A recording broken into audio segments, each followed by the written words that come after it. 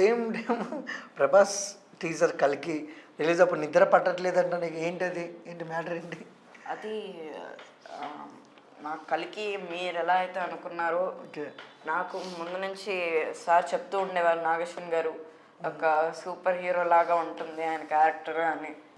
Same అలాగే ఒక first post ఆయన లుక్స్ ఏం రివీల్ చేయకుండా బ్యాక్ షాట్లో ఒక పెయింటింగ్ ఇలాగా ఏమంటారు ట్రయాంగిల్ అంటారు కదా, ఇలా ఒక షేప్లో ఉండి దాని మధ్యలో ఇలా నించుని ఒక ఇది ఉంటేనే ఆ డ్రెస్ కోడ్ ఎలా ఉంటుంది ప్రతిదీ తెలిసిపోయి ఒక మంచి వైబ్ అయితే క్రియేట్ అయింది. దాంట్లో కమల్ హాసన్ గారు ఉండడం అనేది ఇంకా ఇది. సో ఇంకా నాకు నిద్ర పట్టలేదు, ఇంత హైప్, ఇంత అమితాబ్ బచ్చన్ గారు ఇంతమంది ఉన్నారు, అసలు ఏమవుతుంది ఏంటి.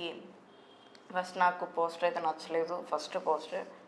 అండ్ దాన్ని రీకలెక్ట్ చేసుకుని ఇంకో పోస్టర్ రిలీజ్ చేశారు, that I really like it. దాని తరువాత వచ్చిన ట్రీజర్ నాకు పోస్టర్ చూసిన తర్వాతే నాకు నచ్చలేదు. బట్ మనం పోస్టర్ని చూసి జడ్జ్ చేయకూడదు, ట్రీజర్నే చూడాలి అని చెప్పి చూశాను. మనం ఏదైతే అనుకున్నామో దానికి 100% మ్యాచ్ అయింది. ఇంకా అది సినిమా వచ్చేసరికి మనం 1000% అనుకుంటే అది 2000% వచ్చింది. చాలా బాగుంటుంది. నాకు నిద్ర పట్టలేదు అసలు ఆ నైట్ అంతా. అది కామికాన్ ఈవెంట్ కదా. ఓకే. అంటే టీజర్లో ఏ షాట్ బాగా నచ్చింది నీకు? నాకు 2 షాట్స్ బాగా అనిపించింది. అది